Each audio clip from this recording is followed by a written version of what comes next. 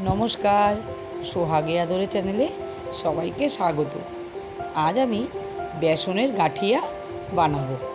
তার জন্য লাগবে বেসন। আমি 2 কাপ বেসন নিয়ে নিলাম। তার মধ্যে বেসনটা ভালো করে চেলে নিলাম।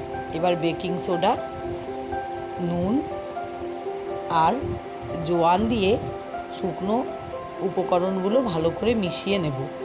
নিয়ে এবার 1/3 কাপ তেল দিয়ে আমি ভালো করে তেলটাকে মিশিয়ে নেব। তারপর আমি অল্প অল্প করে জল দিয়ে মেখে নেব বেসনটাকে। আমার বেসনটা মাখা টাইট হয়ে গেছে বলে আমি আবার পরে অল্প একটু জল দিয়ে মেখে নিলাম। মেখে আধ ঘন্টার মতো রেখে দেব।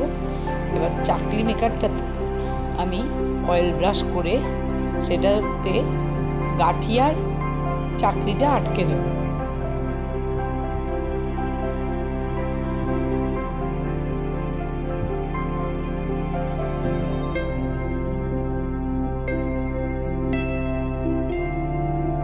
এবার আমি মাখা বেসনটা ওই গাঠিয়া মেকারের মধ্যে দিয়ে দেবো।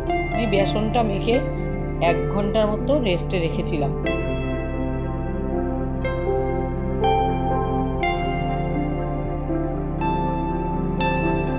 বেসনের ডোটা ভালো করে এবার আমি খুব ভালো করে চাকলি মেকারটা আটকে নেব।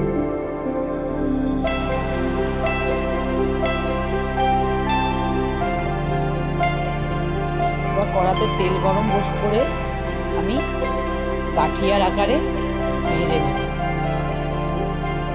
খুব বেশি কড়া করে ভাজবো না, তাহলে শক্ত হয়ে যাবে, তাহলে গাঠিয়ার ওই নরম ভাবটা থাকবে না।